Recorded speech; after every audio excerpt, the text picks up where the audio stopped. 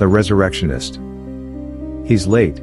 He is never late, said Morganite, the nervous prime minister of the man known as the most punctual man in the universe, to his half-brother, the bodyguard of the man. That's the problem, I think, said the brother Lakelandite.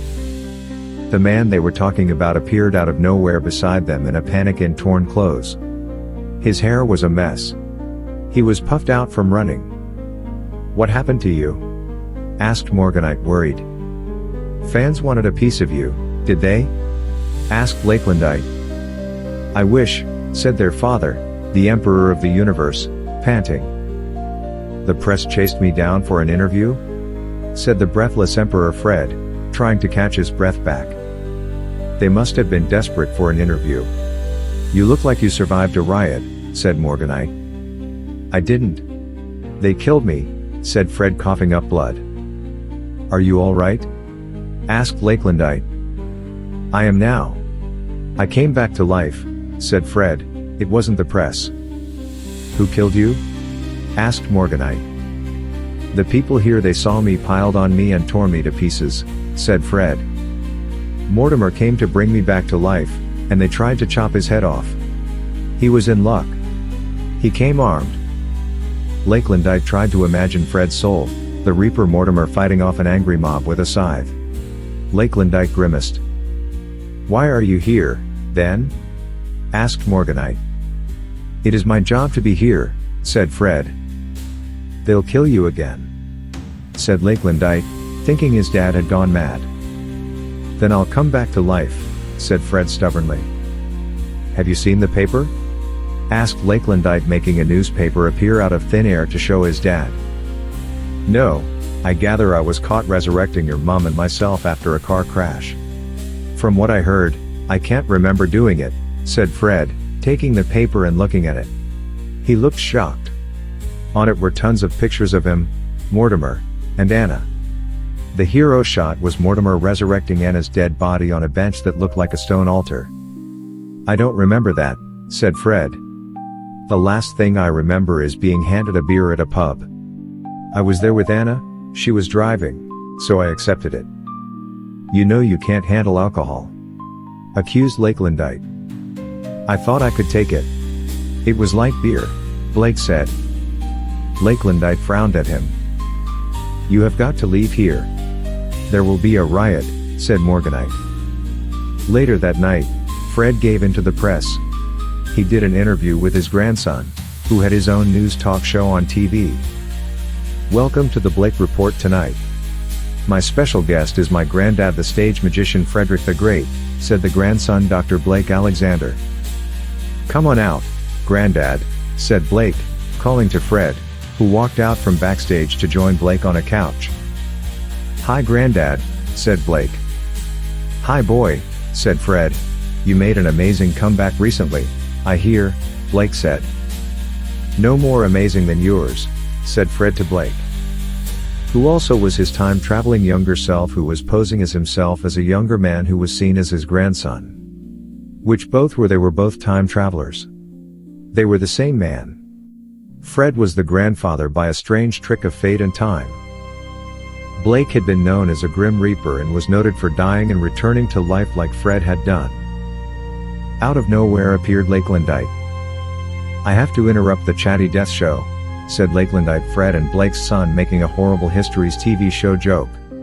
Chatty Death was a parody talk show on Horrible Histories run by a Grim Reaper who talks about the death of the guest on their show. This did not amuse Fred and Blake. Go away boy, hissed Blake. Go tease a corpse, necromancer. We are busy, said Fred. The necromancer Lakelandite was a Reaper noted for killing people for his boss, a man called Fate. The police saw him as a serial killer.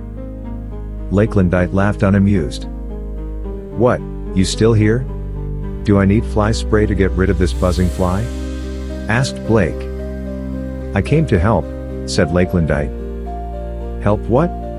Annoy me? Asked Blake. No, Mom has been kidnapped, said Lakelandite. What? Why didn't you tell us before?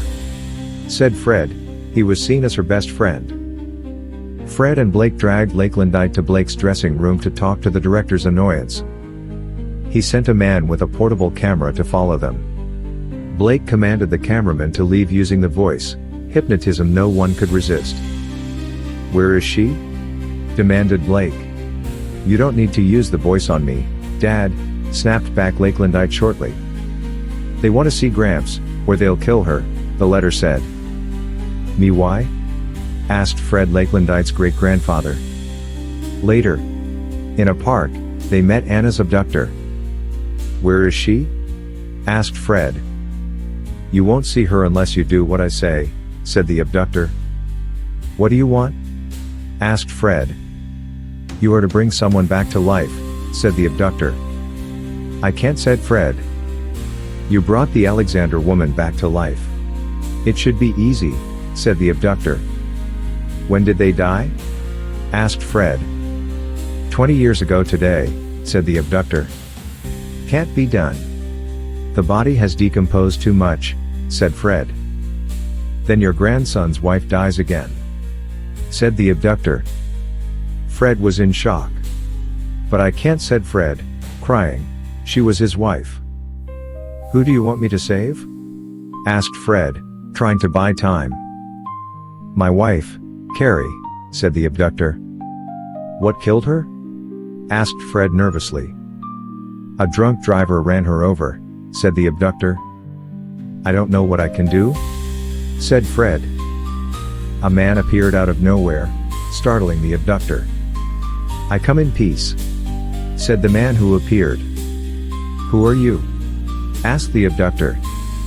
"Here to help," said the man. "How Tempest, I can't bring back a dead person who is that old," said Fred. "I know, but I can help," said Tempest. "Do I go back and bring her back, then?"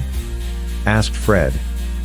20 years earlier, as Carrie sat at a bus stop, a drunk driver passed out and accidentally swerved into the bus stop, killing the innocent woman. Fred walked into a portal in time, a point in time moments before the accident. The sudden appearance of Fred surprised the woman. He deflected the car with a spell and glared at the man in the car, who continued sleeping. Fred returned to his time, and the man was gone. Anna was safe. Tempest in the meantime had changed the past too.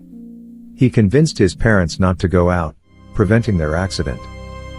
So everyone was happy, and Fred and Anna were safe.